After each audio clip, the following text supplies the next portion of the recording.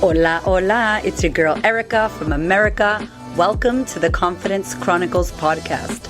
This podcast is all about helping you stand in who you are. Stop giving a fuck what people think about you. Start standing as your fully expressed self. As you are, as is, there is no filter needed. You are fucking awesome, and I am here to remind you. I'm a confidence coach, and I'm a bold stand for confidence, and I cannot wait to dig into today's episode with you.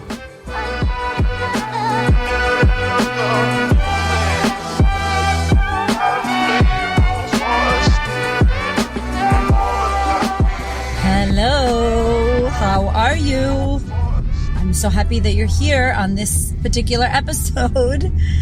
Oh my gosh, what a journey, huh? I appreciate you so much for being here and for clicking on this and for reaching out and for listening to the podcast and for subscribing, for reviewing. If you haven't done that yet, go ahead and do that, please. Thank you very much. I love you and I appreciate you, and I just want to let you know that. It's a crazy, hectic time in the world right now, but also such a beautiful time to appreciate and be grateful for what we have. For what we have. Like the fact that we are alive and well and breathing and living, and any little bit that you could find some gratitude for right now, let me tell you, that is my invitation. I've been sitting in deep gratitude and trying to flood my body with the beautiful hormones of oxytocin and dopamine and happiness and serotonin and joy, because it's heavy right now. And I see you. Shit is heavy.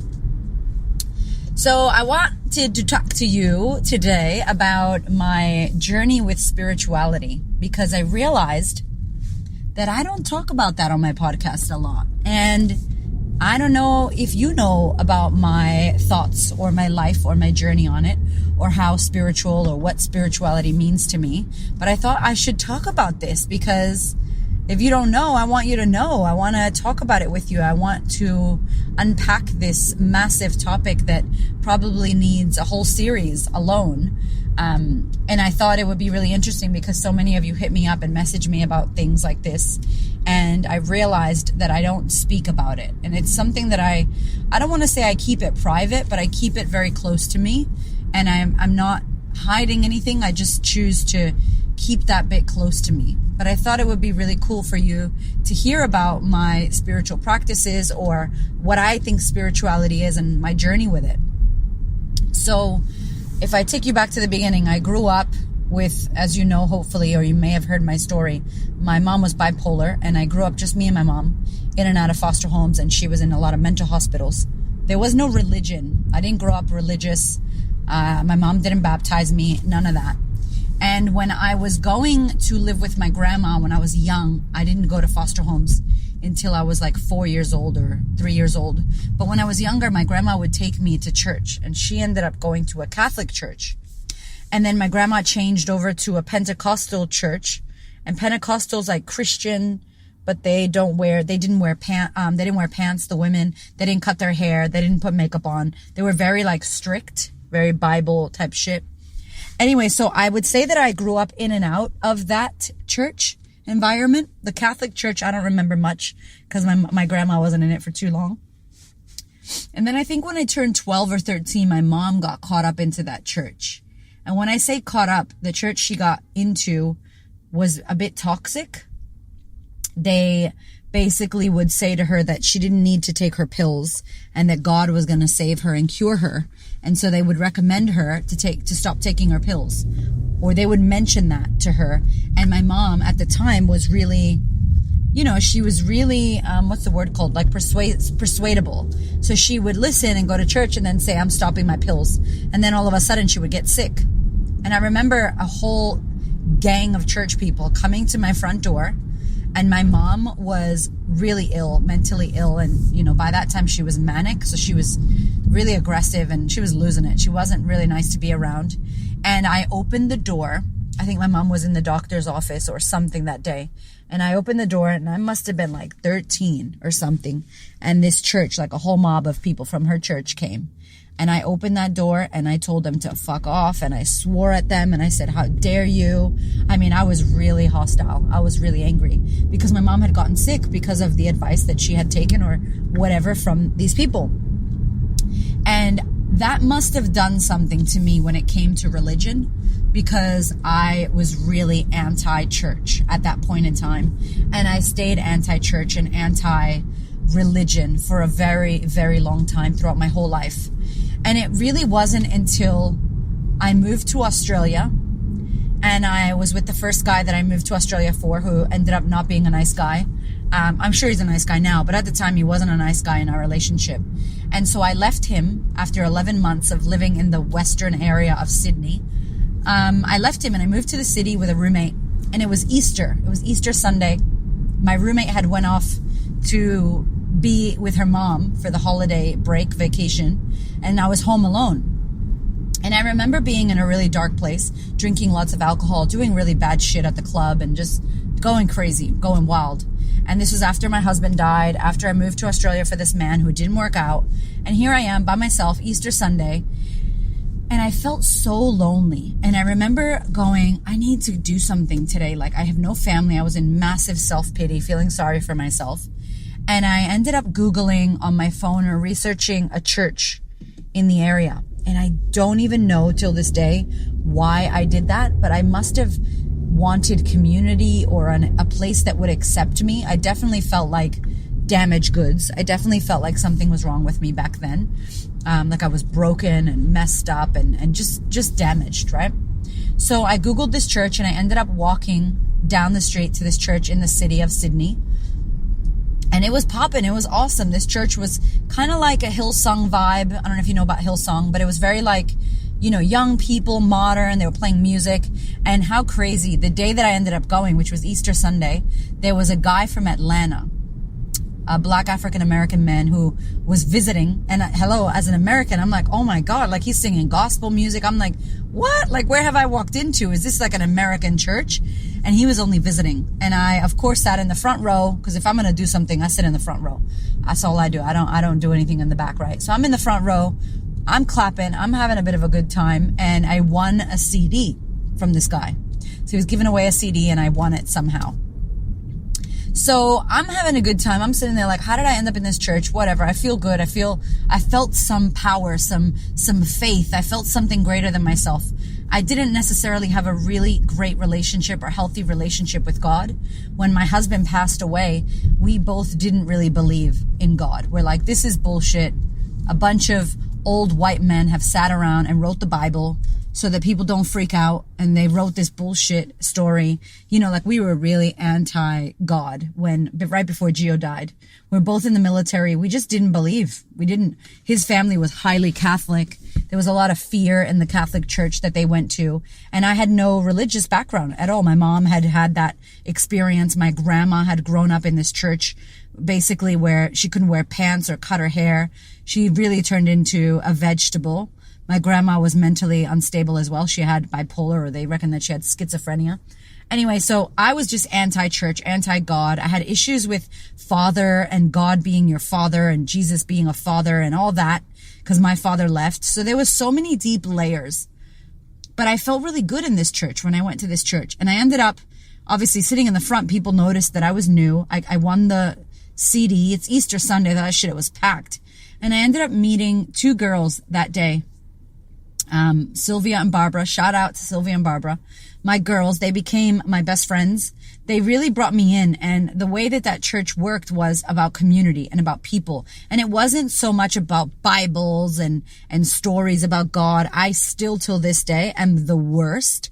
I know nothing about the Bible. I don't really know any of the big stories that most people know. I don't know anything about it. So I'm like, cool, I'm in this church. I'm making friends with these girls. Now remember, I had just moved to Australia with this man who didn't work out. I met my roommate at a nightclub. We were cool, but like, I didn't really know my roommate either. So I've made friends with these girls. They're like, you should come to church. You should join this group. So there I am going to church, y'all. I was all up in church. I started taking Bible studies. Like, I don't know. I went fully into church. And then long story short, what ended up happening was I met another guy who was also in church, and, you know, he wasn't a real church dude. He was just like pretending to be in church, but doing all the anti-church things and not being a good guy to me, but using kind of the religion as like, I'm a good person. I go to church. So I'm in this church, and one day I'm at a Bible study. It's like 7 p.m. And I'm like, I'm such a good person. I go to church and I'm doing Bible study. I'm such a good girl. This guy is so lucky to have me as his girlfriend. And I remember the pastor saying that we need to get our message out to everybody in the world, or else they're going to die and go to hell and burn in hell or something. And I'm like, what? Excuse me? Like, it was like the first time I heard it. And whatever you believe what you believe, right? If this triggers you, I'm really sorry. I'm not trying to trigger you, but this is what tripped me out. And I listen to Oprah talk about religion and how she does her own version of Christianity. And I agree. And this is why. I'm in this church, and this man says that we need to rescue every person and teach them about our God, about our Bible, we basically need to convert everybody to the way we see church and the Bible and religion, or else everybody's going to go to hell and die. And I'm like, people from China? He's like, yep. I'm like, what about people in India who believe in their own religion? Yes, them too. All the people of the world, we need to get to all of them. And this is not a church that knocks on your door and actively tries to convert you. But this was the atmosphere and the vibe and the energy of what they were believing in. And it just, when I tell you, you know, when something doesn't land and doesn't resonate and you're just like, no, like every cell in my body, even the cells outside of my body, like my field around me was not okay with it. I was just like, no, none of this feels right. None of this feels in alignment. And as soon as that happened, I left. I moved away. I backed away from that church. I ended up moving to Melbourne. I was just like, no way. I can't. And again, now, remember my turbulent relationship with God and church and Jesus. Again, I was angry again. And I'm like, you know what? Fuck this.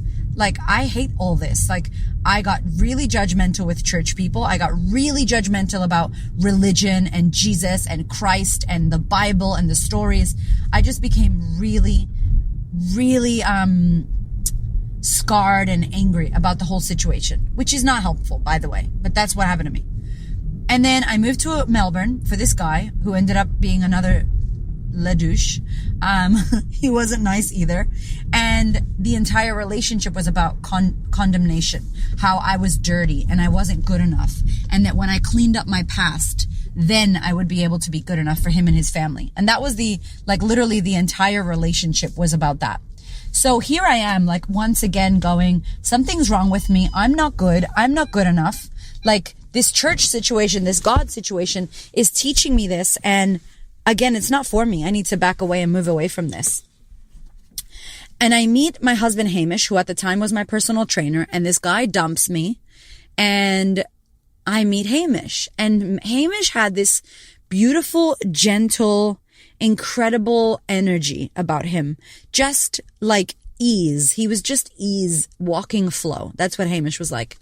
And I remember him speaking to a woman at the gym. This was Tanja, one of my besties and my first ever coach, Tanja was. Anyway, I remember him speaking to her and having sessions with her, and, you know, and she was just this ball of light. Like, Tanja was like a ball of light and energy when I met her. And I'm just like, what are these people eating or drinking or smoking or what? Like, fuck, they look so happy and so incredible and just so in alignment. And what is this? And I had no idea about this, right? Long story short, Roy breaks up with me on my birthday. Nice man. And I ended up hanging out with Hamish, and we ended up dating, like starting to date, right? And Hamish was explaining to me something one day. He's like, you know, the universe and, you know, the universe and I'm God and I'm everything and the universe isn't everything. And I'm like, what? I'm like, I'm sorry, what are you talking about, the universe and the trees? I don't understand. Like, you mean God? And then I'd say things to him like, you know, when we get married, we're going to baptize our kids, right? Like, do we baptize our kids? And he would just look at me like puzzled, like, what are you talking about? Like, you don't even go to church and how do you even know about this stuff? And it was really funny because for a while there, he was so in spirit. So Hamish's background is he studied, and he did a podcast about this. If you're interested, on the Manfulness podcast, I will link it in the show notes. But he in school grew up in a boys' Catholic school. Like his dad could not be any more Catholic than what his dad currently is, right? Ivan is super Catholic, like super Catholic. And his whole family grew up Catholic. Now, Hamish, for whatever reason, ended up studying every religion. he was so interested on his own, studying Buddhism, studying Hinduism, studying Christianity, studied the Kabbalah, like he just studied every religion. And he got really into it. And so he had this view that everything was one, like it all worked together and it was all the same thing, and that people just named it and called it different things. But the over and underlying message was about love and about being kind and about doing good and about looking after people and love. And so when he would talk about the universe and spirit and this, and I'm like, what are you talking about? And so for a while there in the beginning of our relationship, we didn't know if we were going to work, because I was so trying to call it church, God, religion in the box that I knew, even though I didn't agree with it. I knew that that was the box. And he was so, for me at the time, Hamish was so woo-woo that I was just like, this is ridiculous. Like, what are you actually talking about? You actually sound insane. And I can't believe that that's who I was. And I think about who I am now and how I see spirituality and how I see spirit and how I see source energy and how I see energy and the work that I do now and how different. It's like she's another, I don't even recognize her. So I started seeing Tanja, who at the time was a coach, but she was clairvoyant. In my first session with her, I sat in her room and I was like, dear God, please, oh my goodness, Lord Jesus. And I would do like the sign of the cross, which I didn't even know what the hell the sign of the cross meant, right? But I was doing the sign of the cross. I'm like, ay Dios mío, Señor amado, please bless me, God, that this witch woman doesn't do some fucking voodoo shit on me. And I'm like praying right before my spiritual healing session. Okay, with her. That's how scared I was, okay? And she laughs, we still laugh about that shit, right? She was so incredible and so not scary and weird. And remember, at the church I was in, what I had read in that Bible study was like, if somebody can do spiritual work and they're not a priest or a pastor, they're demons. Basically, they're using devil magic, or they're devil people. So that was like my conditioning in my little head. And I hadn't even grew up with the church. I can't even imagine people that grow up with the church, how puzzled they must feel about spirituality and shamanic healings, or, you know, Reiki, or people that do spiritual work. So I was so confused. And I had a session with her and I sat with her and I cried so much. She cracked me open like I do with my clients now. I get into their heart and soul. We get into the pain. We release it. We discuss it. We work with it. And it was like this freedom that I had never felt before. And I wasn't scared, and it wasn't devil, and it wasn't scary shit. It was freedom. It was freedom with no name, with no label, with no box. It was me being deeply in tune with myself just by closing my eyes and getting quiet. I got to have a spiritual experience by going within myself, basically, by closing my eyes and trying to shut my thoughts off and not chasing my thoughts and not thinking about other things, just closing my eyes, going into my body and being present. And that still till this day is the most spiritual experience I feel I have when I do that. And so here I am with my husband trying to work out, or my boyfriend at the time, trying to work out what spirituality is. What do you mean when you say this? Oh, that's interesting. How did you do this? How did you do that? And he's teaching me and talking to me. I'm reading books. I'm going deep into this world of the unknown that I had no idea about. And Hamish never hit me over the head with this information, by the way. He just was like, look at this and check this out and read this book and look at this documentary. And I started listening and watching documentaries like What the Bleep Do We Know? I started listening to Wayne Dyer. Oh man, he's still to this day far away. Wayne Dyer changed my life. I started listening to Louise Hay and started understanding about the work of, conversations with God. I started like everything that you can imagine that had to do with the esoteric and the spirit world, just so that I could understand what it was. And within 12 months of me going from, are we going to baptize our kids? What do you mean spirit and universe? All the way 12 months later to literally being exactly where Hamish was.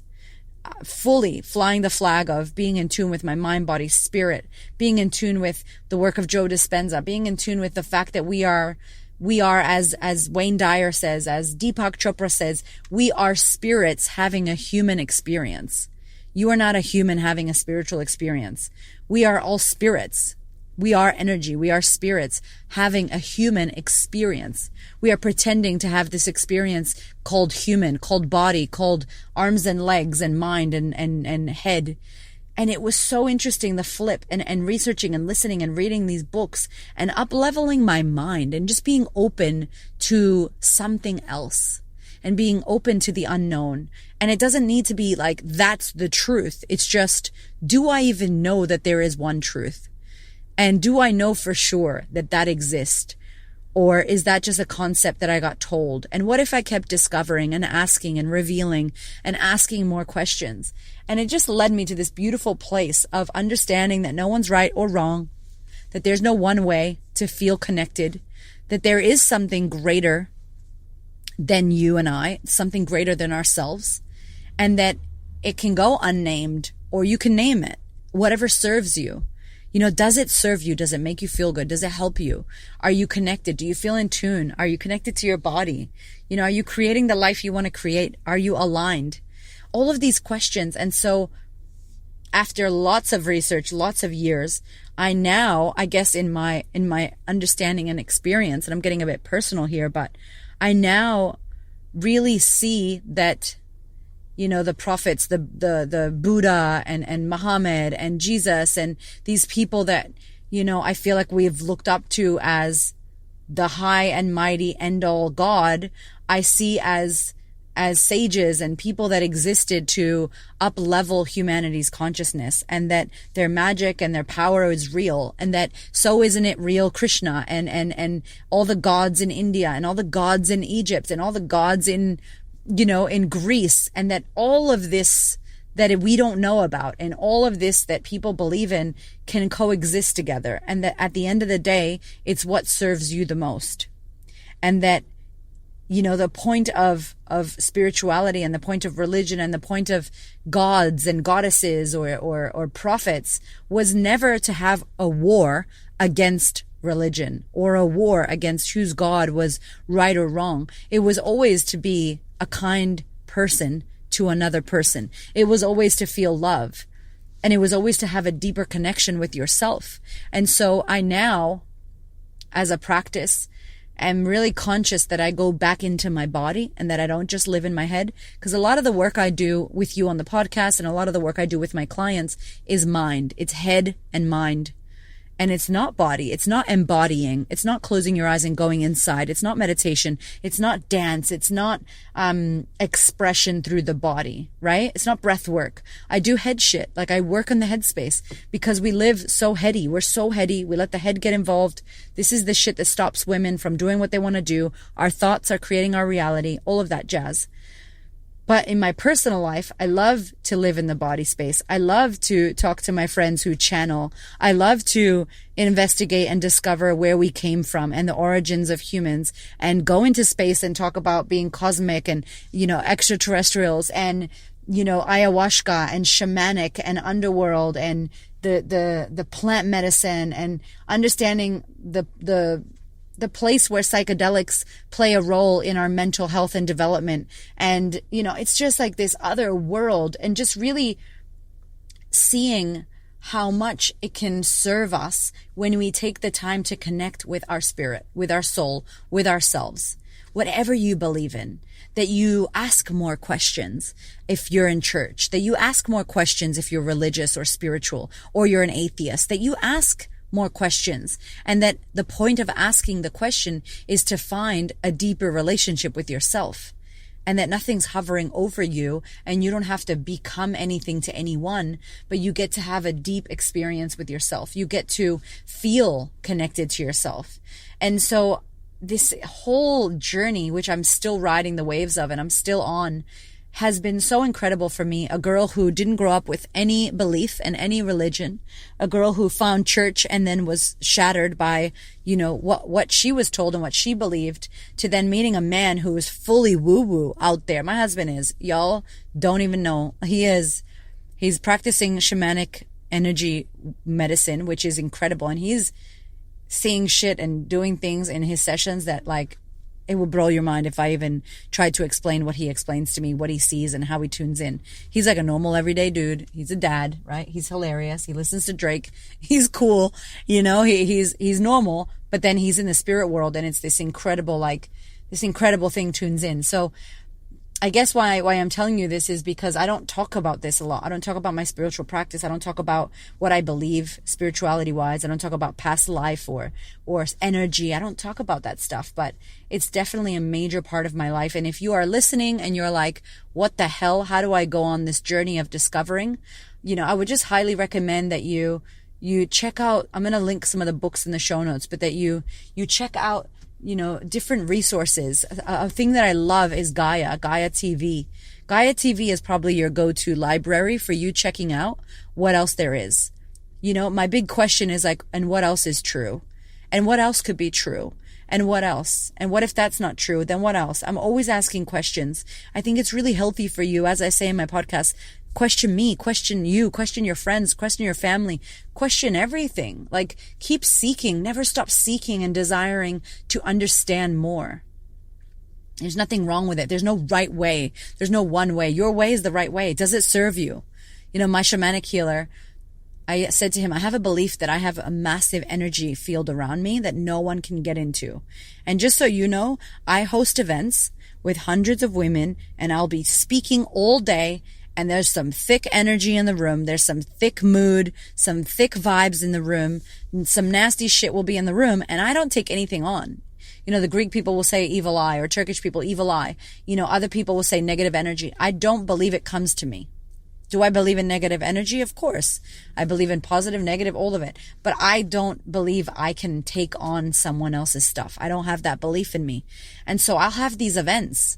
And I feel so clean. I remember telling my shamanic healer, I'm like, is that true? And I'm asking him like he's going to tell me. And he's like, well, how does that make you feel? I'm like, I feel good about it. He goes, then keep believing it. And to me, that's like the epitome of a great teacher in any way. They're not telling you this is the way. You know, if you see blue, it means this. If you see purple, it means this. They're like, what do you think it means? Because it's really powerful. So I'll leave you with that. You know, what is spirituality to you? How can you connect deeper to yourself? How can you connect to something greater than yourself? Do you believe that that there's an ability to do that? Are you seeking more? Are you seeking more connection? Are you seeking more answers? Are you seeking more depth?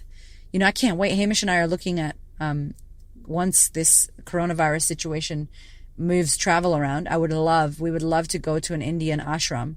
So we found one that we want to go to and want to just sit in meditation. We want to go to Joe Dispenza's week-long retreat, which is just a fucking dream. Hamish and I want to go to the Amazon and sit with the shamans and take ayahuasca and have ceremony with the people there and learn and grow and develop. I'm actually going to sit in ceremony if time permits in Melbourne in a beautiful meditation ritual ceremony, you know, and obviously I'll share everything with you, but this is the thing that really would light us up, is to be able to do more of this work, to sit with these people, these tribes, these amazing spiritual healers, gurus around the world that believe totally different things. They don't all believe the same things, but we would love to just sit with them and uncover why they believe what they believe and how does that serve them and what does it do for them. So I just think it's an incredible thing to look beyond yourself. It's an incredible thing to have the desire. So if you feel called to it, if you have a desire, if you're not sure, you know, your intuition is the best thing, the feeling that you check in with. How do you feel? How do you feel in your gut, in your stomach, which is the number one brain that we should all be tuning into? The brain in your stomach is number one. The brain in your heart, another great brain. The brain in your head should be the last brain we check with, but it's unfortunately the first one. And these two, the gut and the heart, are big brains where if we listened and we let ourselves be led by those places, our decisions, our choices, our lives, our relationships, our businesses, our careers would look so different. There's not room for fear when you're being led by your intuition. There's no room for it.